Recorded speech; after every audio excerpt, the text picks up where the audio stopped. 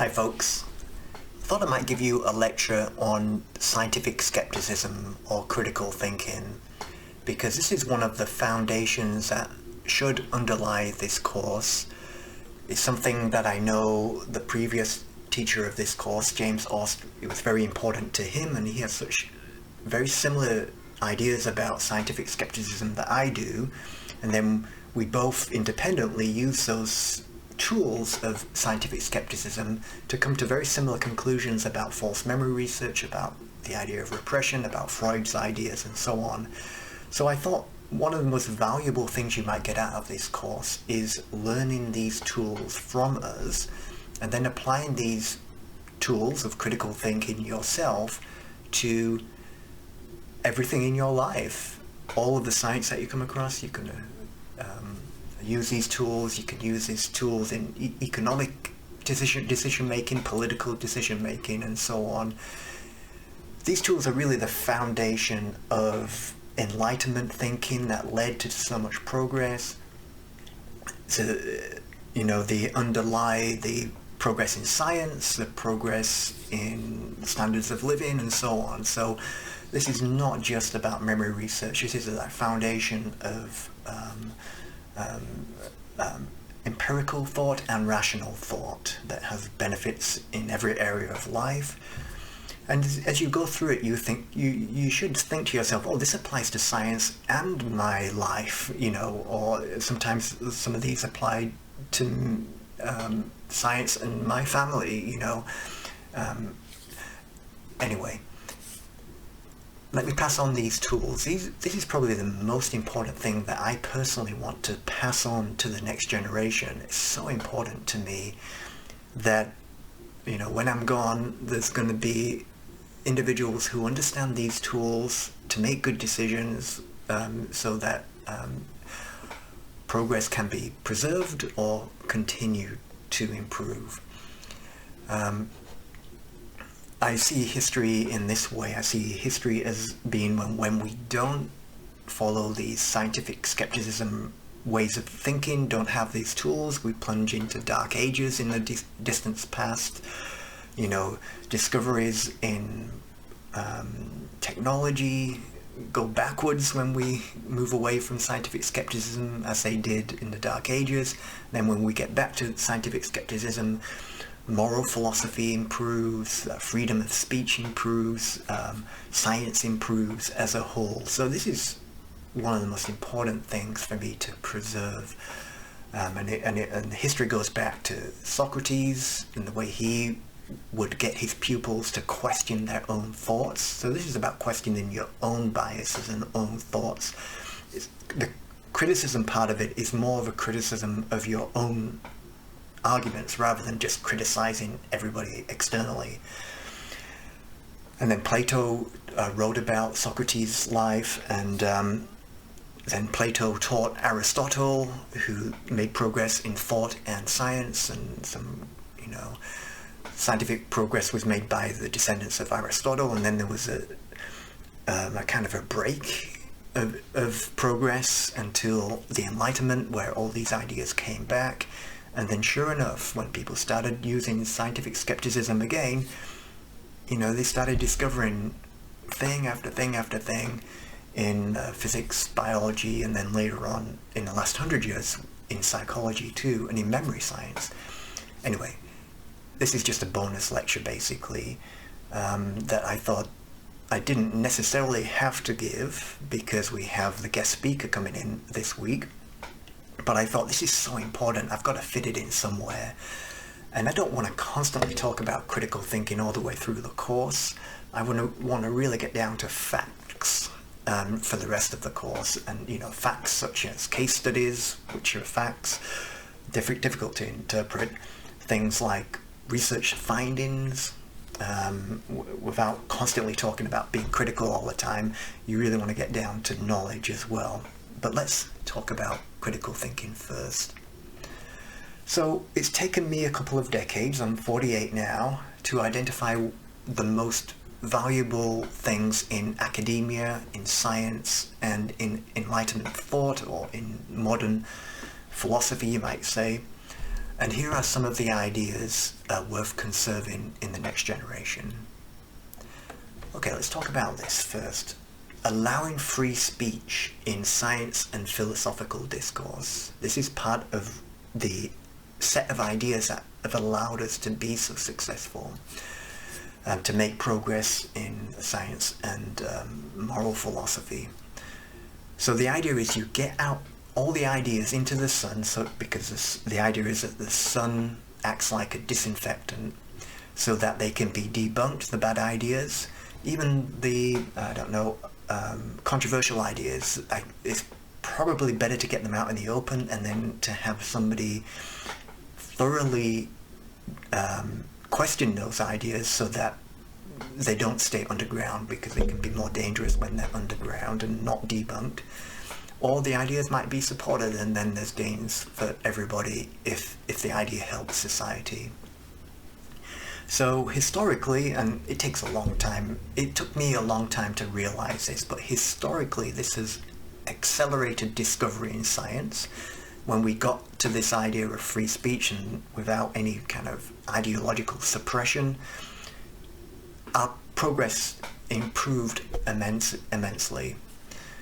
And over time, moral philosophy and the law, the legal system has improved too, just because one of the aspects is people should be allowed to question out loud without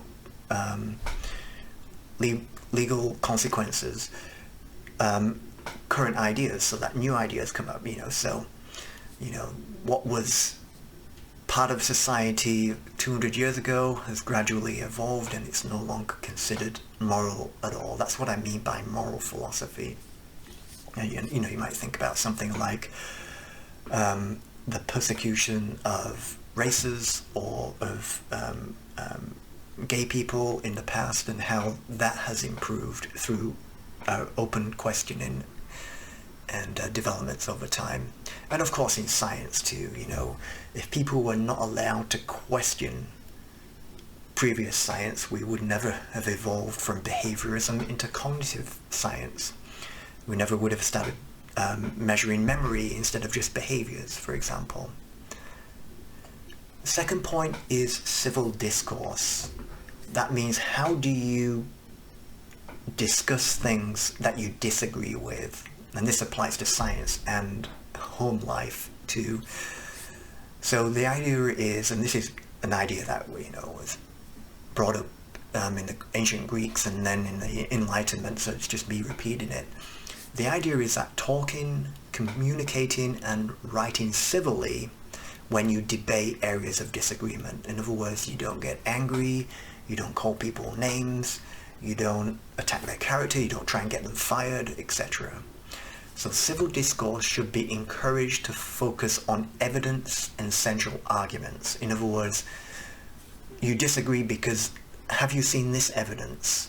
Or I disagree because, think about it this way, I have an argument against yours, what do you think of this? And the idea is large groups of people come to consensuses when these ideas clash, and usually the best ideas win out, or the most practical ideas, or the ideas that the least worst solutions. So if there's some bad decisions, if all the decisions that you need to make are fairly bad, then debate can help you pick the least worst decision. And of course, the central part of this civil discourse is ad hominem is discouraged. Now, ad hominem means attacking the person. So, in order to make progress in arguments, the idea is you don't attack the person. That is not a valid argument, that's a fallacy argument.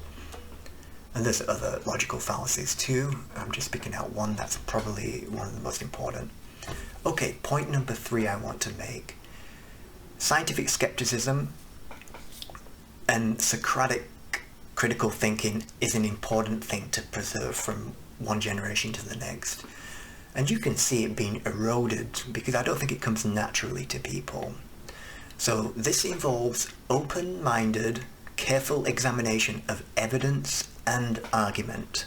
Sometimes evidence is more important than a logical argument. Sometimes logic is more important, like in math. In some areas of physics, argument is the most important thing. In psychology, very often evidence is the most important thing. It just depends on the level of the science. And this must not be cynical of the possibility of truth, right? So this is what I'm trying to preserve here. The idea of modernism is that there is a truth that are useful for technology, they're useful for making progress in science, they're useful truths in economics and so on, and as opposed to postmodernism, which says that there's no truth, that, everybody's equally right, everybody sees things through a lens. That's something I'm arguing against here, against postmodernism. I want to preserve this idea that of not being cynical about the truth, but you're also hopeful of acquiring real knowledge. And the last point here is identifying, being critical. So you see the word critical is used here. Being critical here in critical thinking is all about being critical of yourself, your own ideas, I should mean, your own argument. So it's about overcoming your own confirmation bias rather than other ways of, the word critical is, you could be critical of everything around you externally. That's not what I mean here. Preserving critical thinking is being critical of arguments, not necessarily of vague whole societies or vaguely critical of other people or critical of a person personally. It's more being critical of arguments, including your own. Another thing that I hope is understood in critical thinking, in science, and in politics, and in home life is measurement. So if you're talking about a concept, and that concept is becoming very important in science or in politics or something, ask yourself, can you actually measure the concept you are talking about? Right? So you can measure things like height, weight, and then everything else in psychology starts to become more difficult to measure. Understanding that psychological measures are difficult to measure is one of the foundations of being a good skeptic in psychology. So when you measure depression, you have to understand, that measure is gonna not be perfect. You have to question, is there really a concept such as depression? I think there is. I think some other concepts in psychology I'm less sure of. So here's a question. So those things that you can objectively measure were and are the best way to get to new knowledge, right? So if you can measure things objectively in psychology, focus on those things that you can measure objectively, and focus less on things that are kind of invisible constructs that are kind of ideology more than measurement, right? So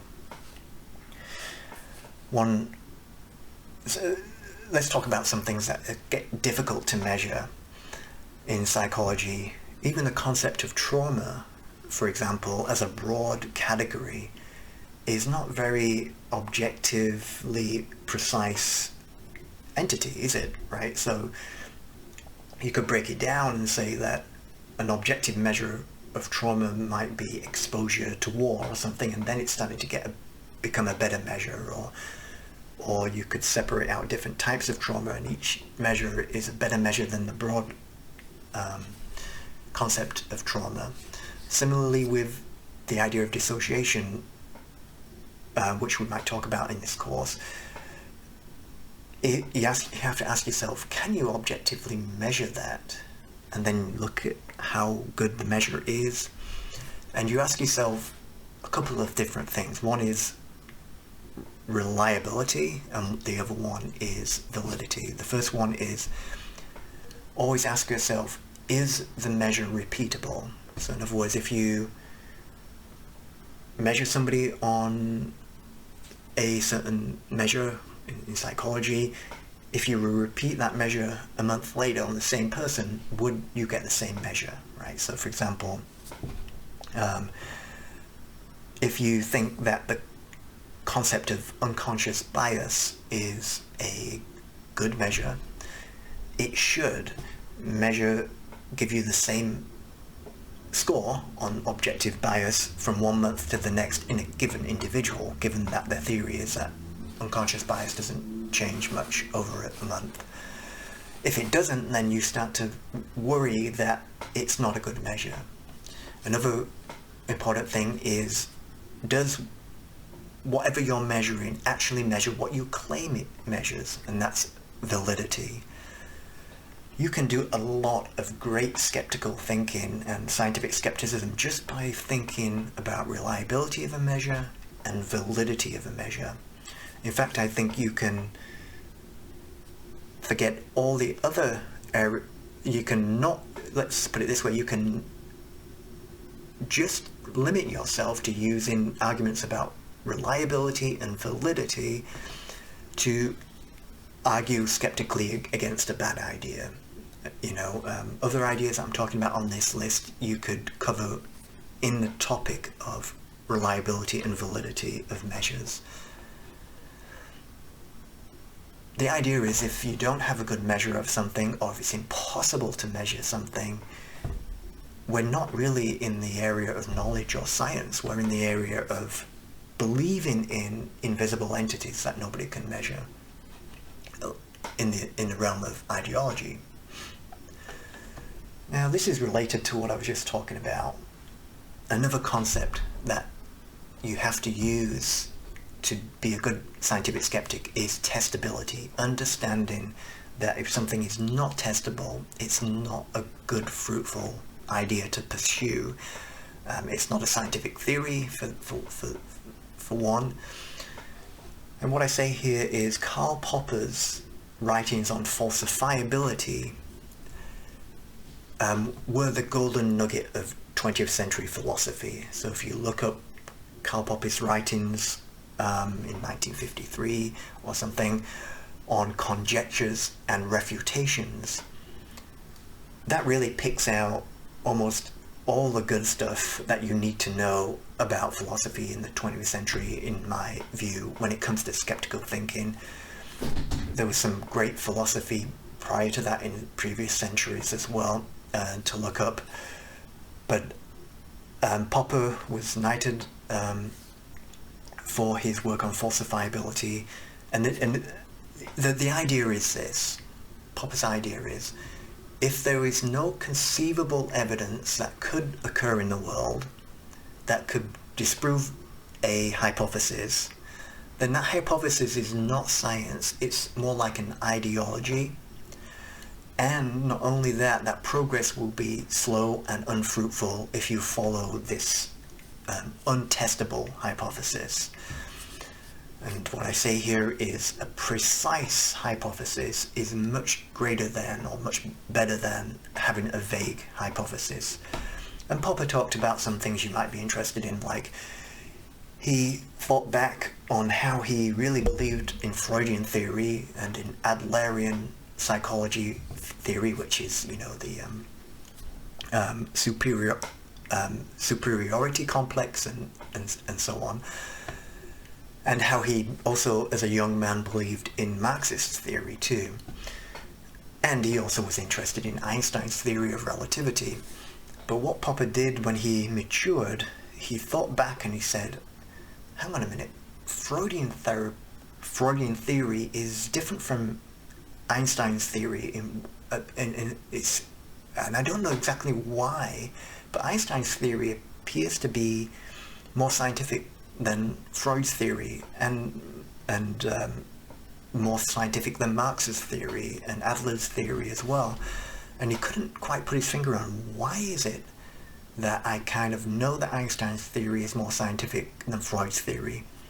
And then it occurred to him, and it was a great insight that really blew my mind when I read it, because it explains so much to me as well.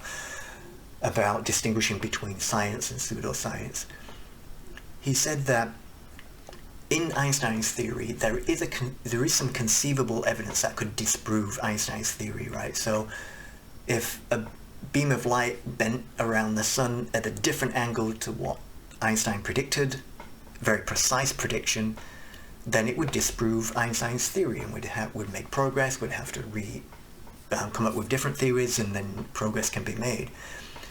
But he said, think about it. There's not one single piece of human behavior that could disprove Freud, because Freud's theory is so vague, it's untestable, you know. You also cannot measure some parts of Freud's theory, such as the id and the ego. How do you measure the id and the ego, right? So this goes back to what we were talking about measurement earlier.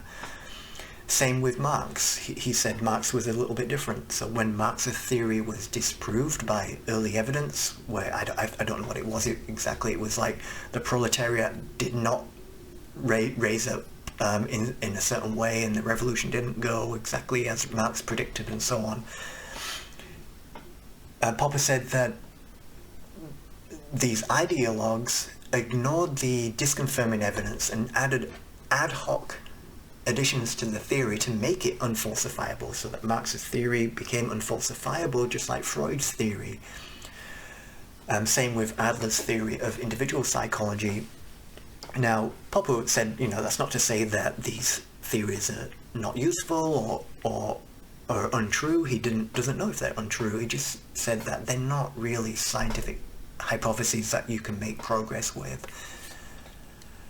And this one aspect of critical thinking is what I wish everybody could take away from college and university. And if everybody could just think that sometimes we all come up with ideas and theories, and if you could just think that maybe, if you could just think, is my idea falsifiable?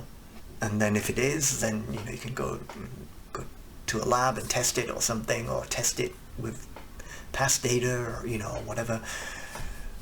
You can test your ideas over time, you know, see if your ideas hold up.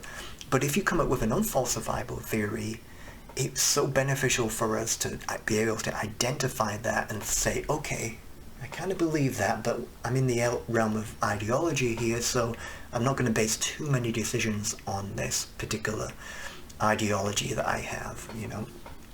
So it's very beneficial for science, and scientists tend to love Popper's idea of what is a good science and what's not. Although philosophers try and debunk Popper, they try and go after Popper, they try and make progress, but I'm not very impressed by the progress that has tried to be made since Popper. I'm a scientist, and I really value Popper's philosophy more than some of the philosophy that has come after Popper and what came before Popper. I tend to be a fan of Karl Popper's philosophy, Bertrand Russell's philosophy, Sam Harris's philosophy is quite good more recently, and a lot of the theorists and the thinkers and the philosophers that I agree with today tend to mention falsifiability at some stage, and I find that they have very powerful tools by using falsifiability to get to the truth in economics, in politics, you know, and in science. Anyway, this is a tool that you try using yourself and see if you become as infused by it as I am. Another tool I'd like to pass on to you is the observation, really, about social influence. So related to 5, what we just talked about unfalsifiable ideas, they can often exert strong social pressure, right? So if you have, let's take Freud, for example, because I'm not going to get into trouble for debunking Freud.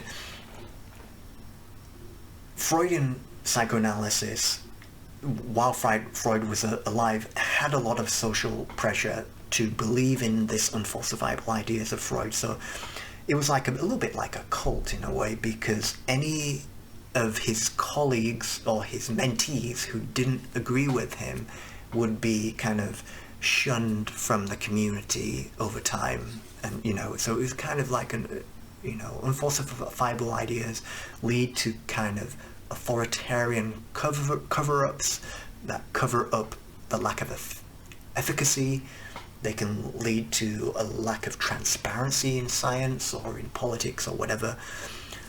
And it can lead to suppression of ideas because you want to protect your ideology, and your ideology cannot survive testing, so you keep it untestable. There's so many ways to do this. You can protect your theory from testing by personally attacking the critics, right, and undermining their credibility. That is not science. So it goes back to an earlier point we talked about civil discourse and not attacking people personally. And also it can become cultic or authoritarian to cover up the fact that it's not fruitful. So an unfalsifiable regime might not produce new knowledge in science, or it might not produce enough food in agriculture, in politics, right? So you need authoritarianism to cover that up. So as I say here, it applies in science, economics, and beyond. It may even apply in families, right? So if somebody has an ideology to stop that ideology being debunked, they might be authoritarian.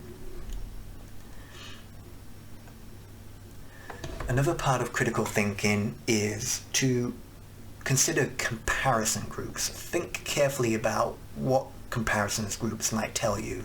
That can be in a thought experiment, right? So you might already have the knowledge in the back of your mind, and you think, okay, I believe this. Let's think if I can think of a comparison group that debunks my idea, right? So, I think that green people are not good at this, for example, to come up with a kind of an example of a bad idea, and I think green people are not good at this. Then you think about comparison groups about blue people to see, well, they have examples of people not being good at that, and you think of exemplars in the green group that debunk your idea. One point I haven't mentioned yet is the idea that you actively seek disconfirming evidence. This kind of comes with the last point that I was talking about on Popper. This is something that Popper said. To make progress, you actively seek disconfirming evidence, really to disconfirm yourself, right? So if you think that this green group contains this, then you actively seek an exemplar in that green group that will disconfirm your idea. So anyway, back to the point here. You can use thought experiments if you already have the knowledge, or you can use empirical experiments, randomly assigning people into groups to compare groups fairly. And the way we do this in psychology is often randomly assigning people into groups in experiments, and that really helps us distinguish cause and effect. Sometimes you're not able to randomly assign people into groups, which is not ideal, but you can still use rationality to think about comparison groups.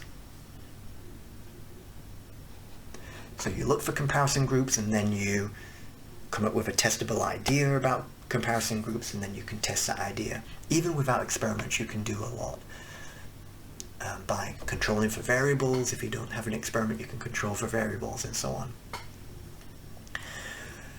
Another important tool to put in your toolkit, and you might have some of these tools already from research methods and statistics, so this is why I'm not going to spend the whole course talking about it. Correlation does not equal causation, right? You know this already. The idea is if you find a correlation between two entities, it doesn't mean that one causes the other, or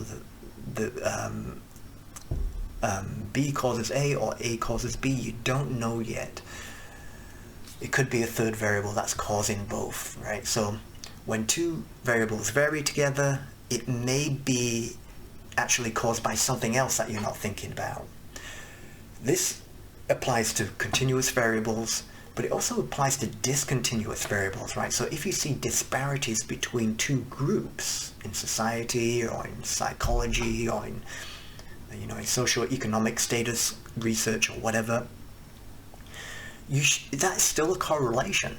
You do not know, those people in the groups were not randomly assigned into the groups, so it's really only a correlation that you're not sure about. So one thing I wish people would learn in society is if you see different outcomes in different groups, it's still difficult. It's a difficult scientific question to establish cause, and you have to use all the same critical thinking skills to avoid your confirmation bias in biasing you towards picking a cause.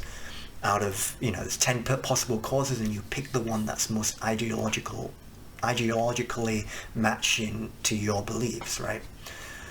So you have to go against your confirmation biases and design good statistical tests to test out ideas. And the tool here is to consider all third variables and to test for those third variables. And there is often, when these questions are still open, there is often almost an infinite number of possible third variables until you start eliminating them in your rationality without testing, and those that are rational possible causes, then you test them empirically. This is something that I think is broad. This kind of thinking, correlation not being causation, has helped science and thought in general society as well. Another point about skepticism, scientific skepticism, is not to be cynical. Alright, so if you do gain knowledge, if quality of life is improved through prior use of the scientific method, if prosperity does actually go up, if progress is made, and I'm thinking about Steven Pinker's work on this. If you want to look it up, Steven Pinker wrote about how things have been improving, and he documented it very well with data. It's important to notice that progress, that knowledge, and conserve the good stuff, right? Not the bad stuff, but conserve the good stuff, such as, improvements in health, improvements in infant mortality, improvements in economics, and so on, without cynicism. So this is part of this type of skeptical thinking I want to teach you. It's not cynical. You have to be open-minded. You have to be happy about progress when it happens. So without cynicism and without the assumption that all change is good change, it is possible, in other words, that a whole new generation of people comes along without critical thinking skills, and the changes that they make without critical thinking skills could lead to regression away from progress, right? So we make progress in the philosophy that all people are equal or something, and then losing that skepticism in a future generation, we start to regress towards an idea that actually those people are less good than those people, That's in philosophy, but that can happen in science too. You make progress in science, and then a whole new generation of people who are not good at critical thinking comes along. It is possible that they badmouth that old science and start creating something like postmodernism or something where they say truth is not possible, and they go on to write very obscurantist articles that are not useful for society. Point number 10. Understand science or the world deeply before you try and change it. So this is the idea that, understand science or memory research first before you criticize it too deeply. Understand society and how we got here very deeply in history before you try and change it.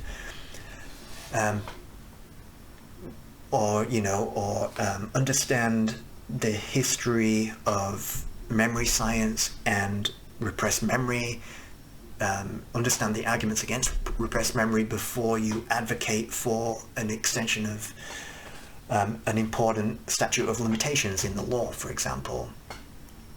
Be careful, be capable first of taking care of yourself in an organized and rational way before you go on to insist and demand, which I don't think you should do, that you are put in charge of reorganizing science or society, right? So the idea is, before you try and change the legal system or change the organization of the legal system, make sure that you're organized yourself first. You know, make sure that you are rational first, because how do you know that your initial ideas are going to win out against ideas that have been established in previous generations? Okay. Now, this is important to me to preserve this part of discovery that we've kind of come to. These are some of the key things to preserve it from one generation to the next. Socratic questioning, which is the questioning of your own ideas. You know, you articulate your ideas, and by questioning from a teacher, or from a good teacher like Socrates, but questioning from yourself or questioning from others, you start to change your ideas when you see that your ideas are falling down logically. Same with empiricism, you know, so your ideas get knocked down by testing. So Socratic questioning and the rebirth of Socratic questioning in the Enlightenment, you know, so in the Enlightenment people started rereading Socrates' idea of skepticism and Plato's ideas, Aristotle, and they started seeing, wow, they made a lot of progress when they had this mindset of skepticism. So preserve that and preserve the rebirth of it during the rational and empirical critical thinking that started a few hundred years ago. So, you know, I'm talking about, you know, the rational part of the Enlightenment. And of course, there was a lot wrong at that time, but the central idea that I'm trying to preserve here is not all the ideas that they had at that time, but the one idea that you have to question everything in an open-minded way, and question yourself, of course, because you might be wrong. You know, all of these things I talked about today are part of the discovery in the Enlightenment of how to think about establishing cause, so that you can make progress. And of course, some of that progress was manifested in technology. Some of that progress was manifested in improvements in the legal system. And some of the improvements, you know, you could argue were not that positive, you know, but it was at least advantageous in most ways. So I'm a fan of that part of the Enlightenment that birthed critical thinking. And if you want to read more from somebody more articulate than me, you can read somebody I'm in agreement with. You can read something like Steven Pinker's book, Enlightenment Now. In brief, what I want to pass on to young people is to preserve this Wikipedia link to critical thinking. This is what I mean by critical thinking. I don't mean criticizing everything. I don't mean criticizing societies that the best society is ever to be on this earth. I mean precise critical thinking of bad ideas, and critically assessing your own confirmation biases and the confirmation biases of others. Now, I wouldn't write these things, I wouldn't give a lecture on these things if I hadn't seen very recent examples and continuing problems that arise from people not using these ideas of skeptical thinking. So the majority of my colleagues seem to be very good at this kind of skeptical thinking. I'm very proud to be associated with them. Students in England seem to be very good at this, with some exceptions, and but I do see quite a lot of evidence of people maybe applying scientific skepticism to one area, such as their specialty, and then slipping up in another area when they go and write stuff on Twitter or something like that. And it's important to use these concepts broadly, not just to use them within your field of expertise and then you don't use them elsewhere. You know, for example, I'm a real proponent of this. I'm so enthusiastic about these ideas. You know, so for example, civil discourse, for example, you can use that idea in science, in memory science in my case. You can use that when you become a forensic psychologist or something like that. You use civil discourse when you're on a team, on a legal team, when you talk about the other side. But you can also use civil discourse in family life. You know, the idea, you know, it's having the idea in your whole family that we talk about things civilly to resolve questions so that we come to a synthesis and the truth. I think it's very valuable in that context too. I think it's a very broad set of tools. So every generation has had to work hard to preserve these scientific skepticism ideas. You know this, you know, you have observed this too recently of people abandoning critical thinking for ideology or for motive, right? Political motive or monetary motive. You probably, if you follow universities, you see examples within universities of people going against science and saying something that's politically correct instead, you know. So I want you guys to carry the torch forward. You know, when I get old and I can't do it anymore, and I hope that these ideas of scientific skepticism win out over ideology in science and broadly in society too. And I think scientific skepticism has dominated some of the best societies that we live in for a long time, and we've benefited from that a lot. And I want to preserve that skeptical thinking, broaden the number of people who do think skeptically. That would help. That has been an ongoing problem, that not enough people think in a scientific, skeptic, careful way. But enough people do. I don't want to be negative about the UK or the United States, where I was educated as well as in the UK. Both of those countries, you can be proud that there is a strong history of scientific skepticism that's kept life fairly good comparatively to countries that have a less of a tradition in free thought, free expression, the rule of civil discourse, you know, where you're allowed to say something, you don't get arrested for it, you don't get put in prison for saying something or for criticizing. You're allowed to criticize in the UK and in America and in lots of other countries too. And it's up to you to, you know, take my ideas and test them. You know, do you see a correlation between societies that have scientific skepticism, free speech, the ability to criticize? Do they make more progress? Are they better to live in than those that don't have free speech and don't have the freedom to criticize without being put in jail, you know?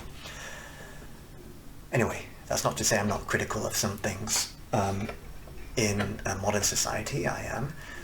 But anyway, those are the tools I want to pass on to you. And then you can take those tools and believe in things that are different from me. So, I mean, one of the expressions I hear from university professors that I have admired in the past is they don't want to teach you what to think.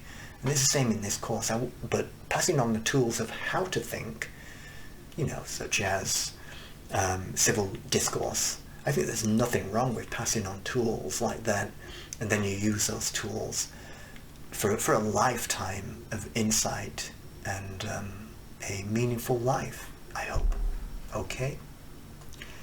Thanks, and please keep this tradition of scientific skepticism going.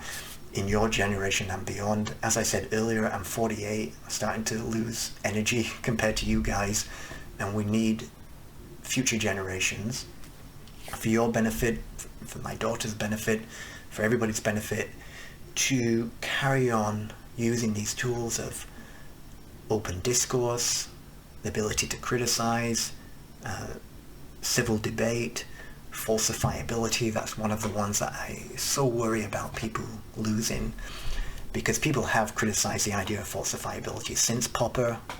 I'm still in support of Popper's idea. It's wonderful.